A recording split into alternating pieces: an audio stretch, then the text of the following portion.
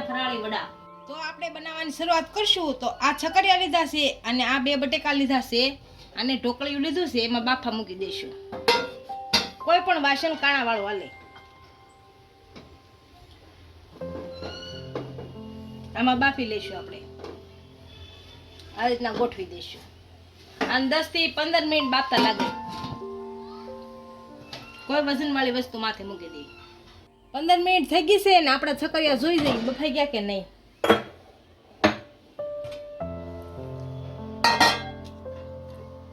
બફાઈ ગયા છે. છકરિયા બફાઈ ગયા ને બટેકા બફાઈ ગયા છે. અને હવે ઠરવા દેશું, પછી સાલ ઉતારી અને ચીણી નાખશું. છકરિયા ને બટેકાની બંનેની સાલ ઉતારી અને આપણે ખમણી લીધા છે. આ બંનેને મિક્સ કરી દેવું. હવે આ બધો મસાલો નાખશું. હવે આમાં 2 ચમચી સિંગદાણા ભૂકો નાખશું. 4-5 કાજુના ટુકડા નાખશું. 2 ચમચી ખાંડ નાખશું.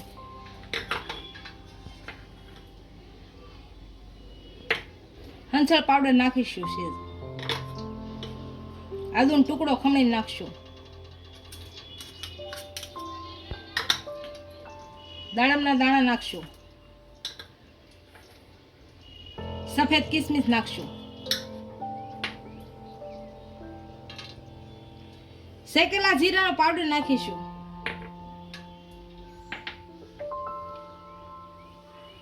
લીલા મરચાં નાખીશું.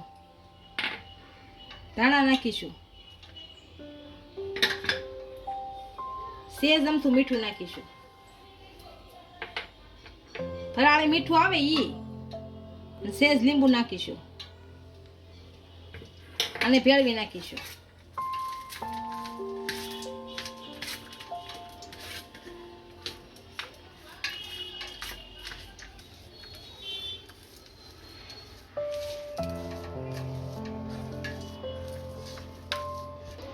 આપણો બધો મસાલો મિક્સ કરી દીધો છે. અને છેસ તેલ વાળા હાથ કરી અને વડા વણી લઈશું. 2 હાથ બનાવવાના તેલ વાળા. સેજ લીંબુ જેવા કરી અને ગોળ ગોળ કરી લેવાના. આ રીતના બધા આ રીતના વાળી લઈશું.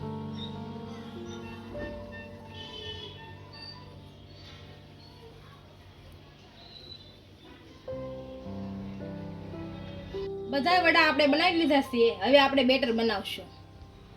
આપણે 1 કપ સિંગોડાનો લોટ લીધો છે. આમાં હવે ફરાળી મીઠું નાખીશું.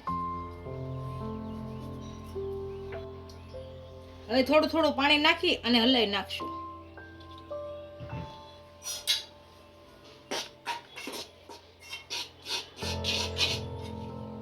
આપણું બેટર તૈયાર થઈ ગયું છે.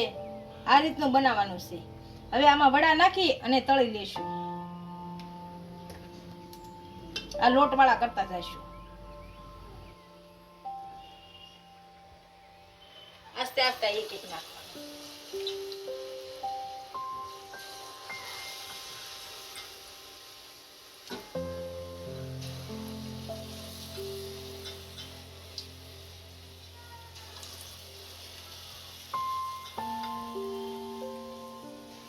અને હવે ધીમે તાપે તળવા દઈશું.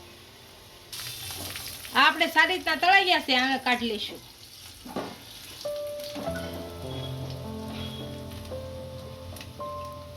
તેલ નિતારી અને કાઢી લઈશું. આ જ રીતના બધા તળી લઈશું. આપણા છકરિયાના ફરાળી વડા તૈયાર થઈ ગયા છે અને હવે સર્વ કરી